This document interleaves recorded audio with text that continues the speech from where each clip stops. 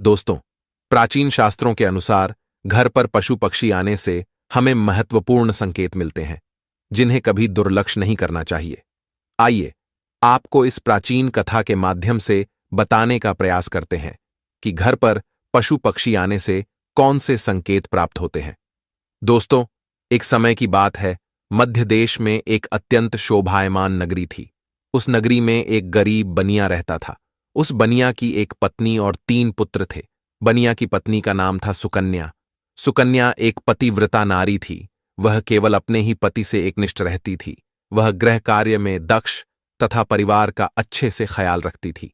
किंतु बनिया की पत्नी कंजूस स्वभाव की थी। वह एक एक पैसे का हिसाब रखती थी। एक पैसा भी खर्च करते समय वह 100 बार सोचती थी। घर के अन्न का एक दाना भी वह खराब नहीं होने देती थी।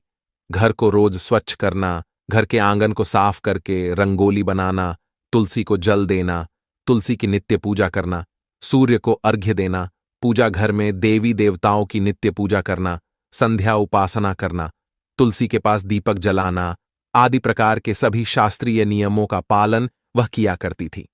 सुकन्या कभी देर से नहीं जागती थी। हमेशा ब्रह्म मुहूर्त में जागकर स्नान आदि करके घर के काम करती रहती थी। यूं कहे तो सुकन्या एक अत्यंत गुणवान, चरित्रवान नारी थी। किंतु उसके अंदर एक ही कमी थी। वह यह थी कि सुकन्या बहुत ही ज्यादा कंजूस थी।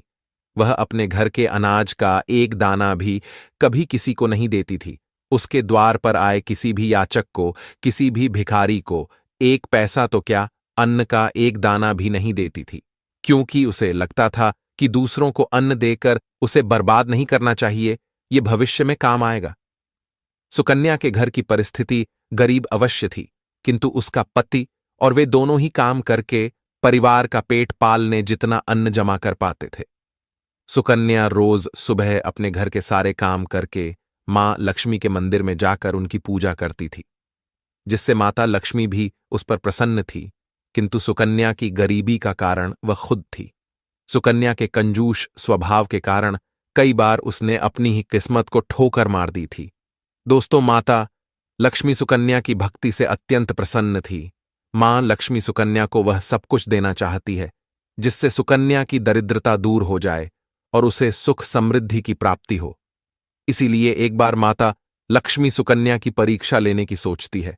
दोस्तों, सुकन्या का घर ऐसा था जहां पर ना कोई पशु आता था और ना ही कोई पक्षी, क्योंकि उसके घर पर पक्षियों को अन्न का एक कण भी नहीं मिलता था और ना ही पीने को पानी।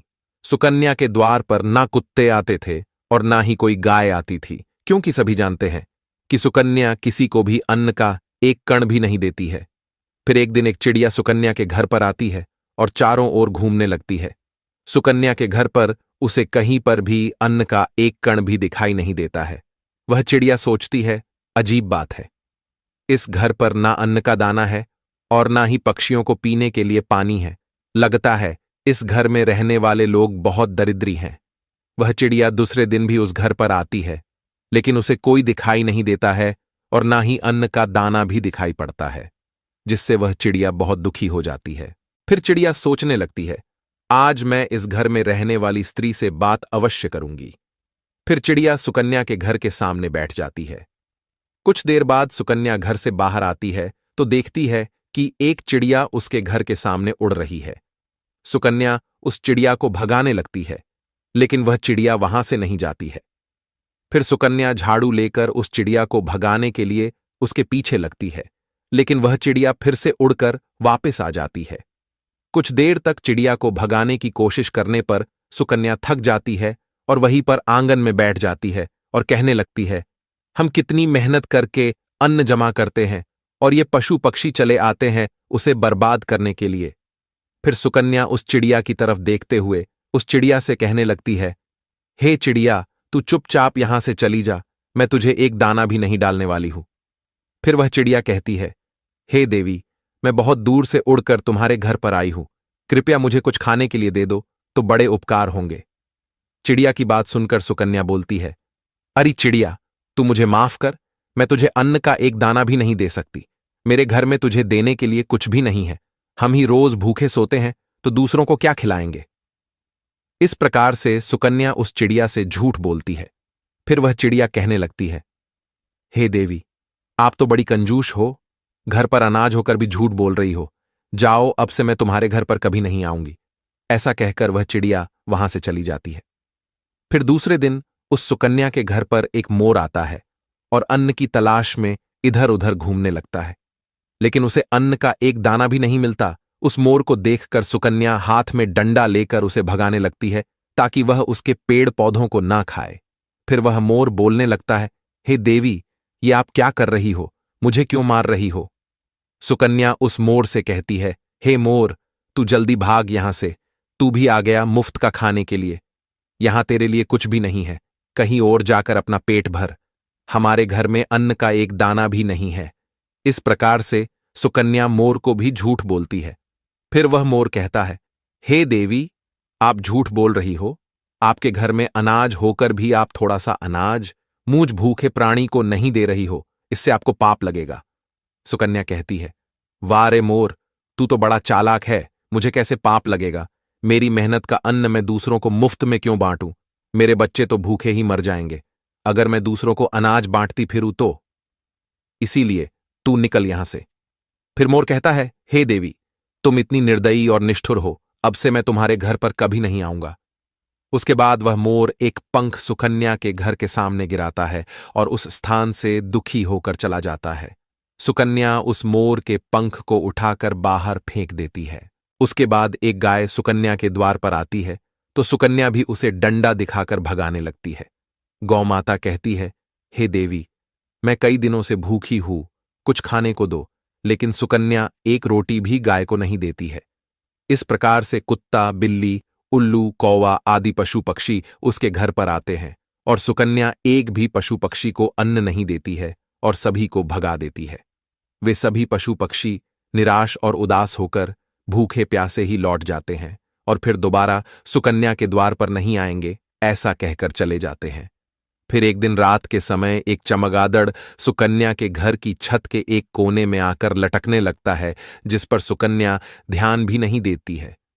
वह चमगादड़ न कुछ मांगता है और न कुछ बोलता है, चुपचाप लटकता रहता है। फिर दूसरे दिन अचानक राजा के सिपाही सुकन्या के घर पर आते हैं और उसके पति को चोरी के इल्जाम में पकड़ के ले जाते हैं, जिससे सुकन्या बहुत दुखी हो जाती है और रोने लगती है। फिर सुकन्या मां लक्ष्मी के मंदिर में जाती है और मां के सामने बैठकर रोते हुए कहने लगती है, हे माता लक्ष्मी, मैंने ऐसा कौन सा पाप किया है जो मुझे ये दिन देखना पड़ा? मेरे पति निर्दोष है, लेकिन फिर भी उन्हें चोर समझकर राजा के सिपाही उठाकर लेकर गए हैं। हे मां, मेरी रक्षा करो।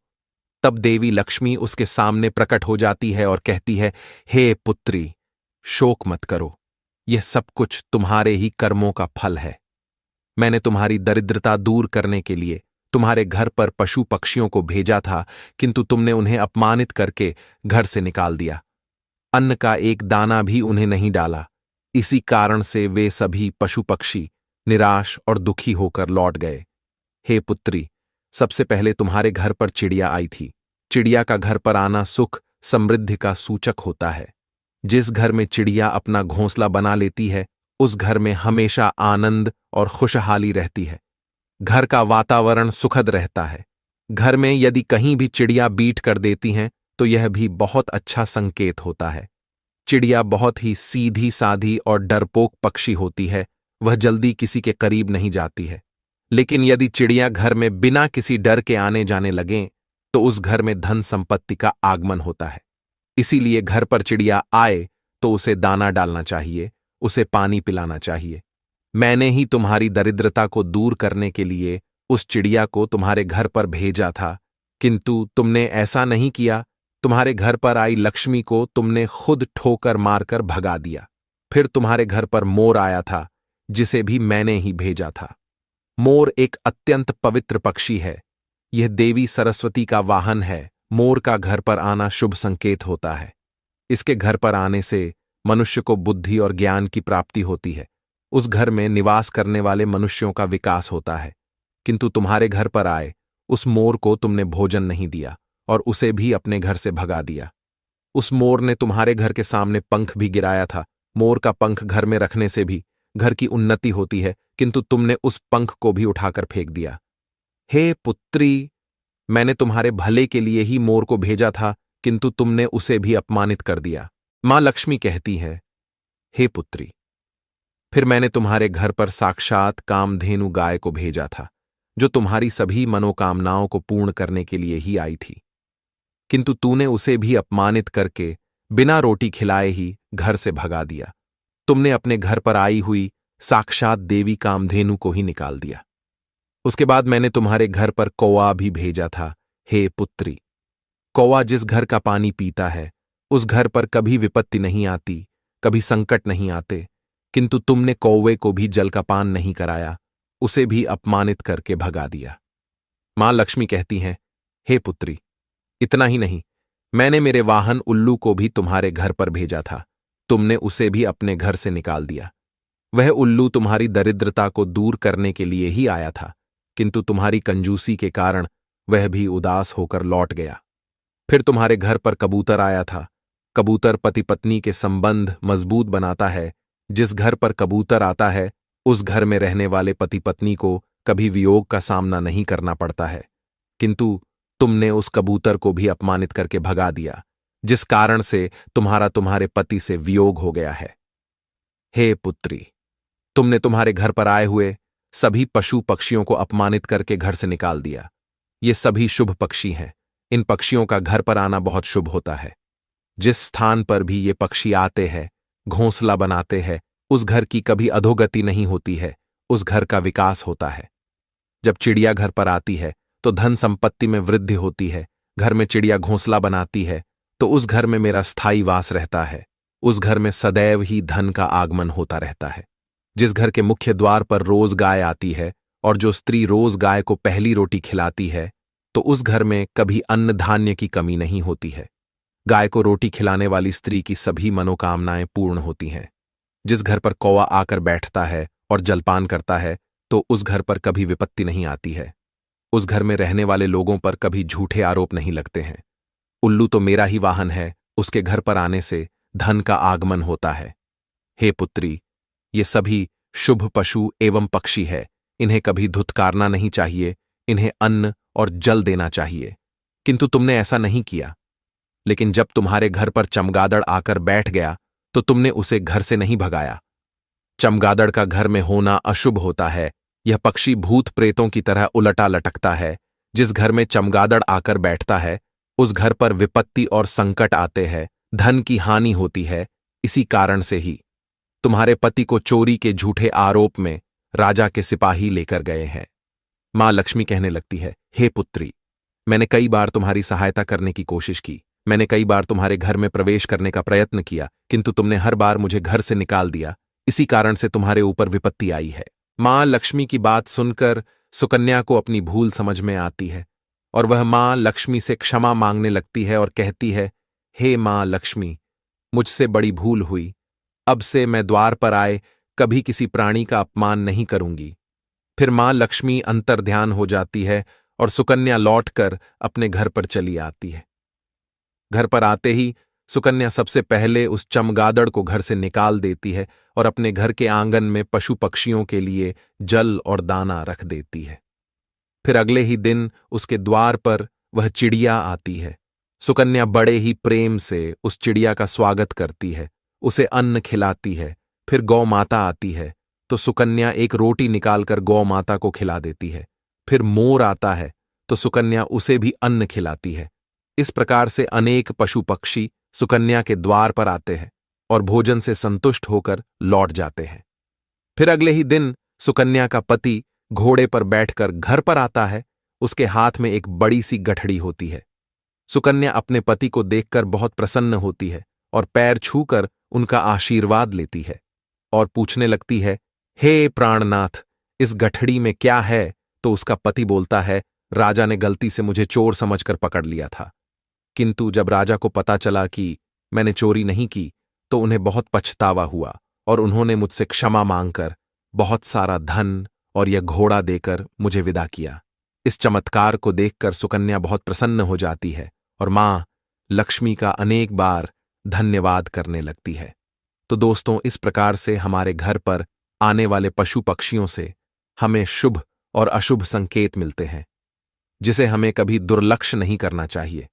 नित्य अपने घर के आंगन में पशु पक्षियों के लिए दाना और पानी जरूर रखे। मां लक्ष्मी की कृपा आपको निश्चित ही प्राप्त होगी। और हां दोस्तों, कई लोग छिपकली को देखकर डर जाते हैं और उसे तुरंत ही घर से भगा देने का प्रयास करते हैं। कुछ लोग तो बिना जाने ही क्रोध में आकर छिपकली को मार देते हैं। लेकिन शायद आप नहीं जानते कि छिपकली का घर में आना बहुत ही शुभ संकेत होता है। छिपकली का संबंध धन की देवी लक्ष्मी से होता है। अगर आपके घर पर छिपकली आती है तो उसे मारना नहीं चाहिए। अगर छिपकली तुलसी के पौधे के पास दिखाई पड़ती है तो यह शुभ संकेत होता है, मां लक्ष्मी आप पर प्रसन्न है। अगर आपके घर के मंदिर में छिपकली प्रवेश करती है तो यह संकेत है कि मां लक्ष्मी ने आपके घर में प्रवेश किया है। इसीलिए घर में छिपकली का आना अशुभ संकेत नहीं, बल्कि शुभ संकेत ही माना गया है। तो दोस्तों, उम्मीद है आपको यह कथा पसंद आई होगी। कथा कैसी लगी कमेंट करके जरूर बताएं। जानकारी अच्छी लगी तो वीडियो को लाइक जरूर करें और कमेंट में जय मां लक्ष्मी जरूर लिख देना। साथ ही चैनल को सब्सक्राइब करें ताकि ऐसी ही आध्यात्मिक जानकारी आपको देखने को मिल सके। मिलते हैं अगले वीडियो में। आप सभी का धन्यवाद।